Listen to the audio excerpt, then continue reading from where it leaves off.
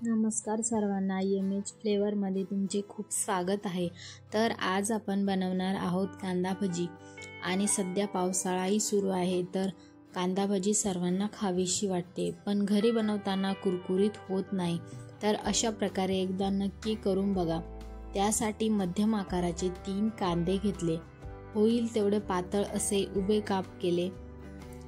नंतर कांद्याच्या पाकळ्या वेगवेगळ्या करून त्यात चवीनुसार मीठ टाकले आणि व्यवस्थित मिक्स करून घेतले आणि 10 मिनिटांसाठी बाजूला ठेवले। 10 मिनिटांनंतर कांद्याला मस्त पाणी सुटलेले होते। मग त्यात ओवा, हळद, मिरची पावडर आणि मिरची पावडर ऐवजी मिरचीही टाकू शकता, छान लागते। नंतर 2 चमचे तांदळाचे पीठ घेतले। तांदळाचे पीठ नक्की टाका, कारण तांदळाच्या पिठामुळेच भजी कुरकुरीत होतात। कोथिंबीर आणि 1 वाटी बेसन घेऊन थोडे थोडे मिक्स करून घेतले आणि कांद्याला जे पाणी सुटलेले होते त्यात बेसन पीठ पूर्ण मिक्स होऊन जाते आणि नाहीच झाले तर अगदी थोडंसं पाणी तुम्ही घेऊ शकता।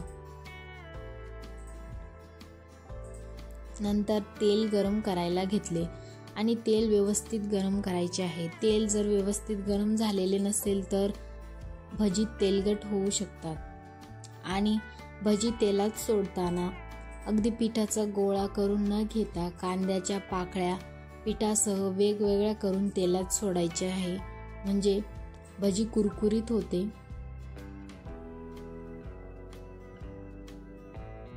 आणि भजी तळत असताना गॅस मध्यम ठेवायचा आहे, म्हणजे भजी आतपर्यंत तळली जाईल।